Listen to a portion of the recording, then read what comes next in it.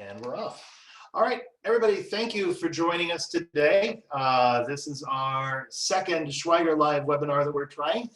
Fun way to reach out to all of our wine club members, our guests, our customers, and other people who love wine who want to know about Schweiger or wine in general. So thank you for joining us today. This is our first time using the Zoom platform, so hopefully this goes a heck of a lot smoother. It should already look better than yesterday's. Like I said earlier, we're learning. So real briefly, want to update everybody with a few things that, okay, see, that's already done something I didn't expect it to do. Bear with me. There we go.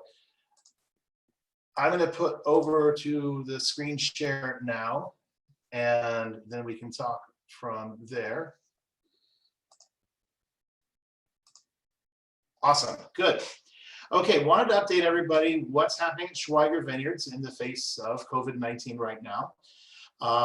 We are online, always open, and we will have a new website launching in the days to come. So please stay tuned for that. What we're doing here at the winery, our office is going to be open Monday through Saturday for phone calls and responding to emails from 9 a.m. to 5 p.m. However, at this time, we are not going to be taking any new tasting appointments for the foreseeable future. This is a dynamic situation. It's all subject to change. So just stay tuned and let's stay in touch. Meanwhile, you might be running out of toilet paper. You might be running out of frozen chicken. We don't want you running out of wine.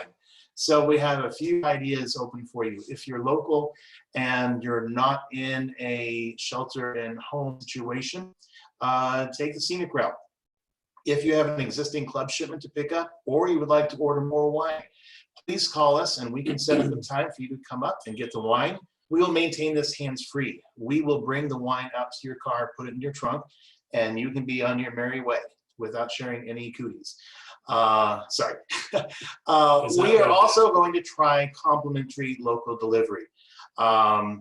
Food delivery is still considered a, yes, I'm just.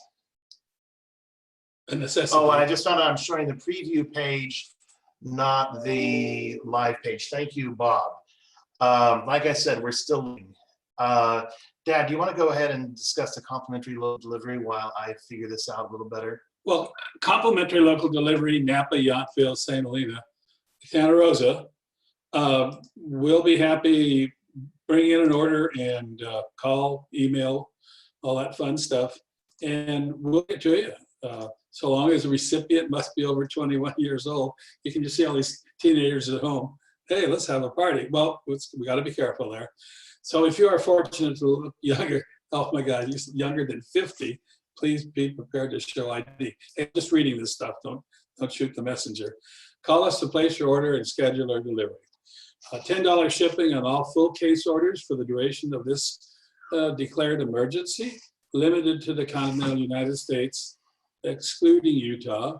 $50 flat rate for Alaska and Hawaii, for all our friends in Alaska.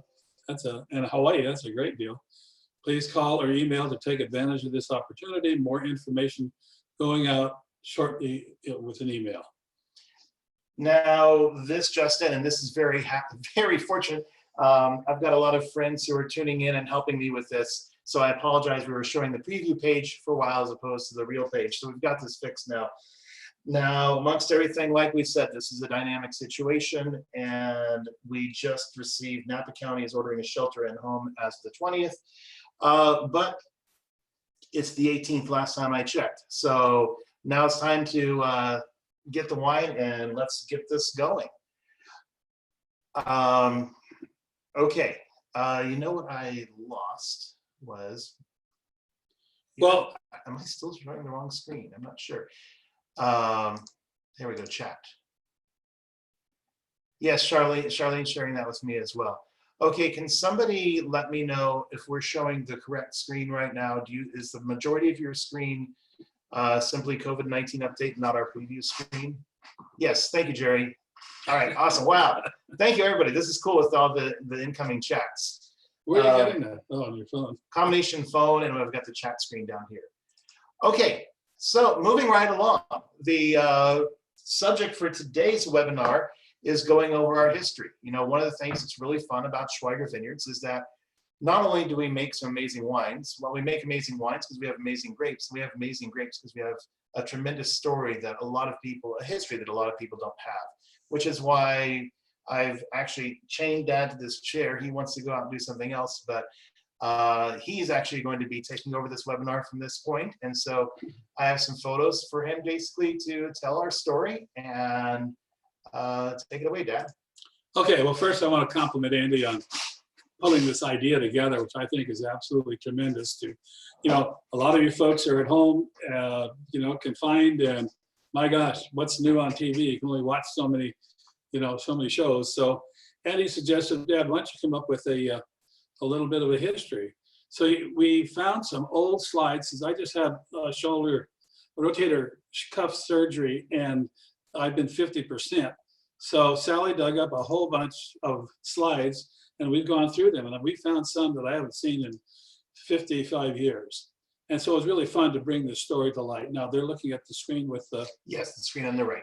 Okay, so what you're looking at there is an attempt to clear the property in front of the winery. Can I point? Will that go anywhere? No, Oh, but could, can somebody let me know if I'm rolling my mouse? Can you guys see my mouse pointer right now? Yes, wonderful. Okay, you see where the show where the winery is, right about there. Okay. So that was a couple of woodcutters in the early 60s said, hey, we'd like to cut all this kelpie clear. We'll go ahead and, you know, take the firewood, clear the property. And while they were making such a mess, my dad got upset with them and told them to just leave.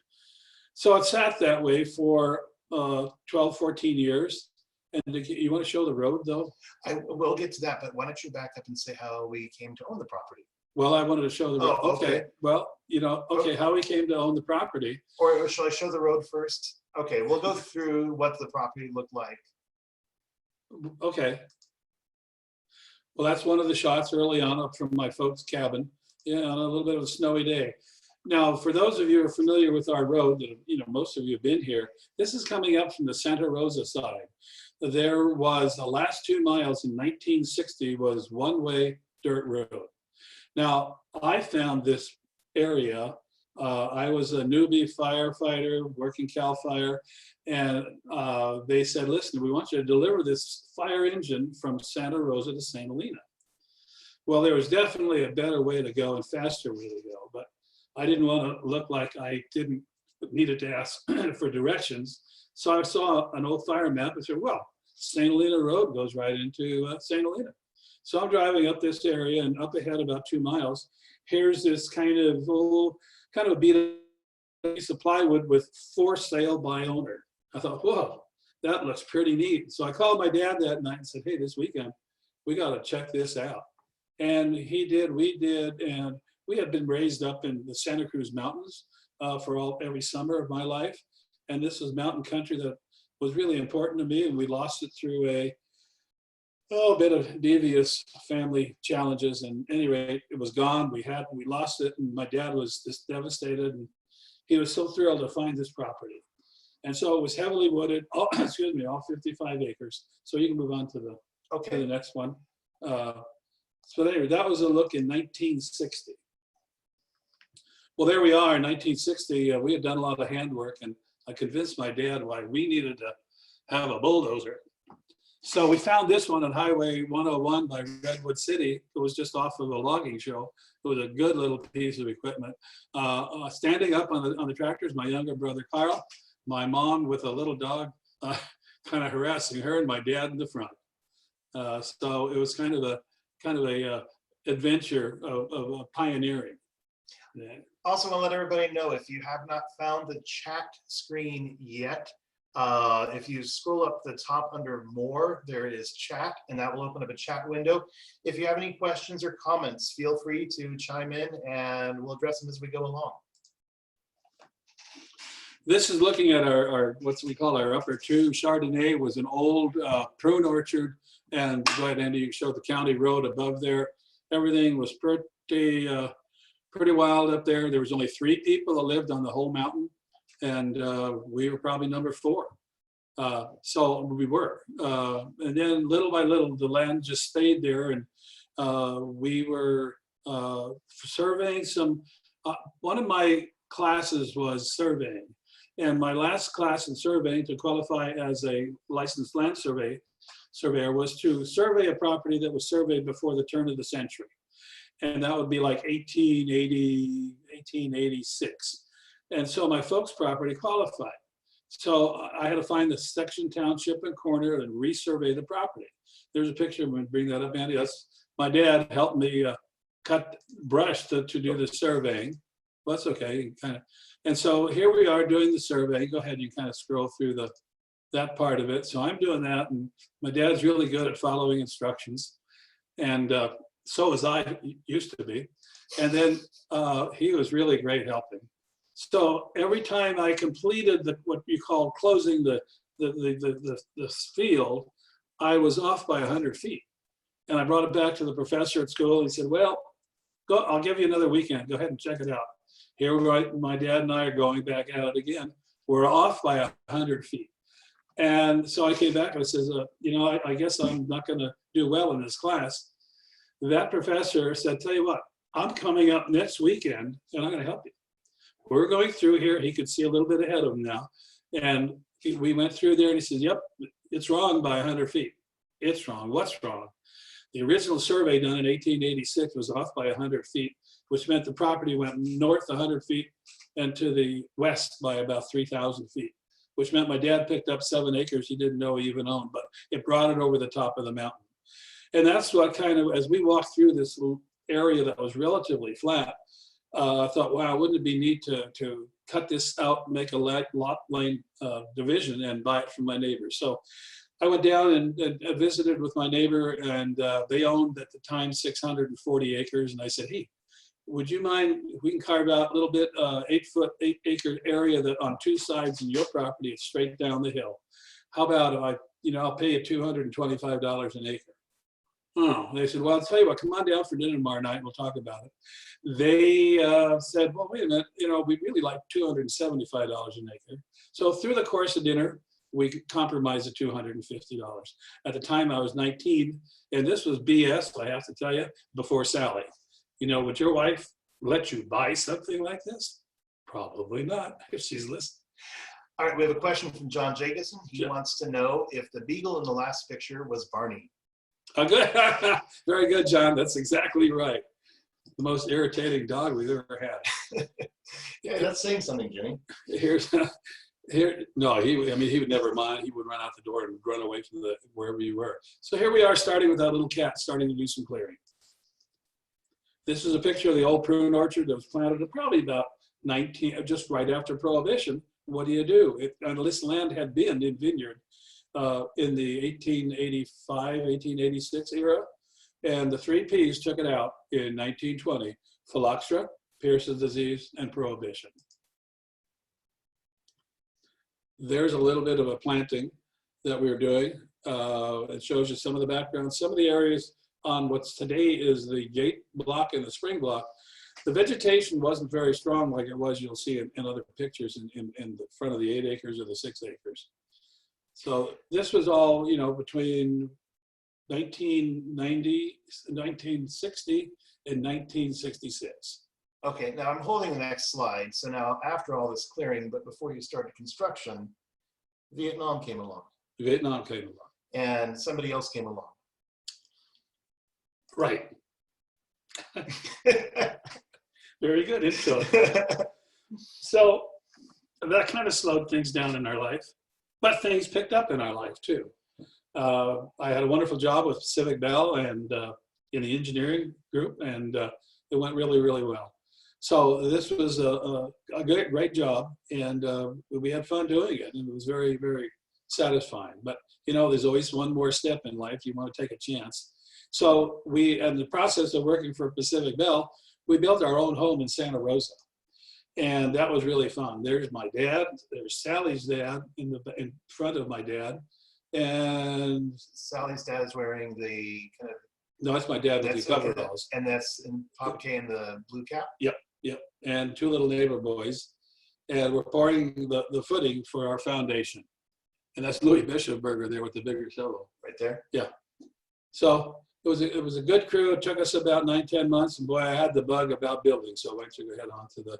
Here we are at the front of the house. Sally's holding. No, my mom's holding. Diana, and we're pouring the front stairs. So this is something I love to do, is start building. So in 72, 73, I turned in my resignation to the phone company. Sally and I agreed, hey, if I could pass both parts of the legal and the technical, we go into business for ourselves. Question from Jeff Dorth, wondering if Sally was teaching at that time. Mom, can you answer via chat if that's when you were teaching or what time you were teaching in? There's Papa K. Yep, there we are, putting the trim on the house. Yeah, no, not at this time, Jeff. Sally had been teaching before this time up in Sacramento at Faith in Fair Oaks. And when we decided to move to Santa Rosa, she had to give up teaching there and taught part-time in the Rincon Valley School District. She taught from 65 to 68. And then Rincon Valley School District, Mom, if you want to fill that in. So my memory of this, that was my bedroom. That's correct. Sally, we changed. Okay, I'm Question? not sure. Oh. I'm not sure how. Okay, there we are. Look at that OSHA-approved scaffolding. Yeah, but nobody got hurt. It's all good.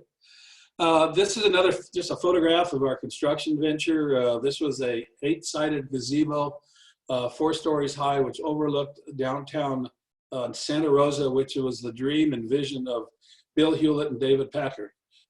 They asked me, hey, could you do something like this? They drew it on a brown paper bag. I wish to this day I had that brown paper bag. And we built this, and he said, now here's the deal. You got to have it done in 90 days. I kind of choked a little bit and said, yes, sir, I can do it. We had it done in 89 days. A lot of steel, a lot of footings, concrete columns. It was probably the most fun job that was really creative that we ever did. The columns were 4 feet wide, sloped up to a tapered head. It was really neat. There's a picture. My mom and dad were always interested in what we were doing, and they were coming around to do they were the best inspectors. Okay, so then recession comes along. Yeah, 1979, interest rates were 21%, and all of a sudden, every one of us general building contractors had no more work. They took away 2 contracts that I had. The banks closed them.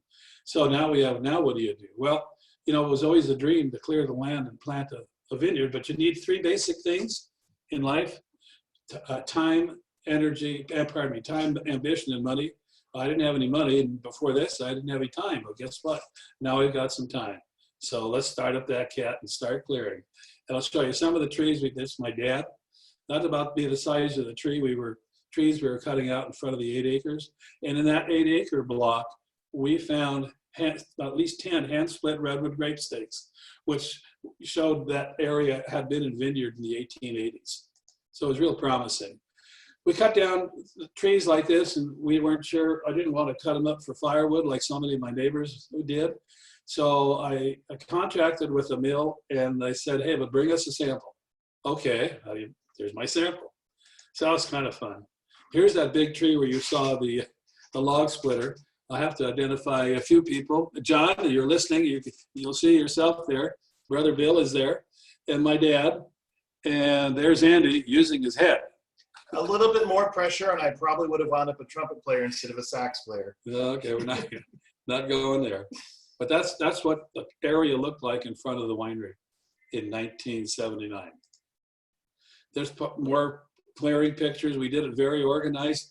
Quite frankly, at first, I didn't take out any of the fir trees because I thought, what if, you always have to have a backup plan. What if this doesn't work? Eventually, they had to go too. So we wound up with about 700 cords of firewood and 55,000 board feet of timber. And you see all that soil that was there? It was all beautiful volcanic soil. My mom and dad planted the first vines in 1981. And what is today the 8 acres, correct? 8 acres, yes. Yeah. Uh-huh. There's the 8 acres on after 1 year, after the end of the end of 81, how beautifully it grew up the stake.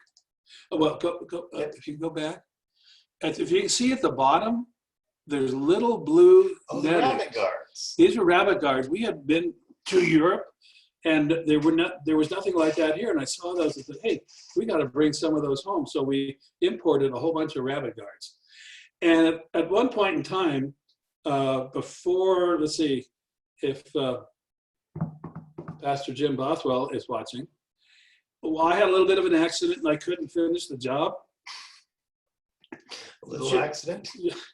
Jim came out with our youth group and put all those rabbit guards around all the baby vines. They basically are like plastic fishnet stockings, Yeah. and they come shipped flat, and you turn them inside out, and they turn into a cylinder. Yeah. So my funny story with that is fast forward 10 years. And when I was a student at UC Davis, we were each given our own plot of a 10 by 10 vines. And the area I planted, I came up and found some of the old rabbit guards. Nobody in California ever, the United States probably ever wound up using them. Those were something Dad did exclusive. And Dr. Andy Walker at UC Davis goes by, what is this blue stuff around all of Andy's vines? This is about the same time UC Davis is scratching their head trying to figure out what to do about Phylloxera biotype B. Yeah. And it had to be coincidence, but none of my vines succumbed to Pierce's disease. So Andy Walker Andy actually, I think, took some samples of plastic to see if there was something that was repelling the Phylloxera. So they were rabbit and Phylloxera guards. Well, here we are, one of the first pruners. Andy on the left and Diana on the right. So we're talking 1982 here, 83? Yeah, that's the 4 acre section. Yes. So that was all. Well, and the winery is over there. Yeah. Now, today. And that was all originally Cabernet, correct? And then you put it to Chardonnay. 4 acre? Yeah. No. It started Chardonnay. That's right. It started That's Chardonnay. So that was Chardonnay at the time. That then went all to Merlot. Well, after Pierce's disease wiped it out. Right. And today that is a combination of Merlot, Cabernet Franc, and Malbec. Yeah, consistency. Well, there's one of the star pruners in probably 82 there, a little more growth. Harvesting. You are? Yeah, we got fruit in the vine. You're kind of going slow. it's a slide. Oh, well, there we are, our very, very, very first harvest, 1984 Chardonnay that was sold to Smith Madrone. And there we are with a glass of wine with, obviously, it's myself, Sally, Diana, and Andy, and a bottle of Smith Madrone Riesling. Probably Riesling, and an empty glass. Empty glass is not a good thing. No. So from then up until 1993, all the fruit we were growing here was sold to other wineries. And that's where we're going to leave the history segment of today's, and we will pick up with this again on Friday. I need more time to get some more slides together. Okay, we can do that. In the meantime, we will be doing, or I'll be doing, my tannin talk tomorrow. And that proves to be a lot of fun. I have a whole bunch of props I need to dig out of my closet that I did for a seminar with Southern Wines and Spirits in New York a few years ago. And there's nothing to get the TSA concerned and worried when you come through with a duffel bag full of ping pong balls. So that's to come tomorrow. A couple of things I wasn't able to do yesterday because of technical difficulties. I wanted to mention again the Giving Kitchen out in Georgia. Many of us are still fortunate to know where our income is coming the next 30 or 90 days. This is an amazing charity out in Georgia that whether you be a line cook, a bar back, a waiter, it doesn't matter. If your restaurant is shut down or for some reason due to disability you're not employed, they take care of other people. I'd ask that if anybody knows of anything like this locally in California or other parts of the world, if you can email that to the family at schweigervineyards.com. As we continue to do these webinars, I'll be sure to promote them as well. Well, I sure want to shout out to those of you who asked. Has anybody else asked a question I mean, Jeff Storth, John Jacobson. I have to say, John was part of, helping out around here from time to time, and it was a lot of fun.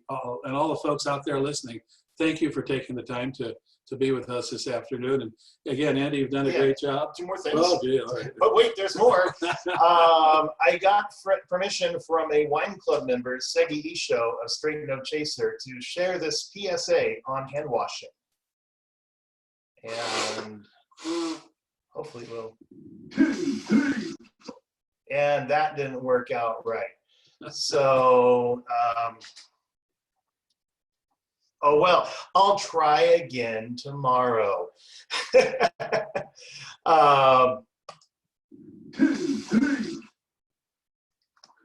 Last thing, as I said, tomorrow we're doing the Tannin Talk. Friday, we're going to continue this history, going 94 to the present. Then next week, we're going to start our unboxing series for you wine club members who've recently received your shipment. I received a lot of texts from friends, so excited, our shipment is coming tomorrow. Monday of next week, we will be tasting the 2017 Chardonnay, Wednesday, the 2015 Cabernet Sauvignon, and March 27th, 2015 dedication. So be sure to unpack your shipments, and we will enjoy those next week. And that is all we have. So I'm going to, I'm just going to go back to stop share. And there we are now. And here's to all our wonderful friends out there. And it's 5 o'clock east of the Rockies. So thank you for joining in and being part of our discussion today. That's the great thing about doing a webinar. It's always 5 o'clock somewhere. Got it. Thank you guys and have a wonderful day.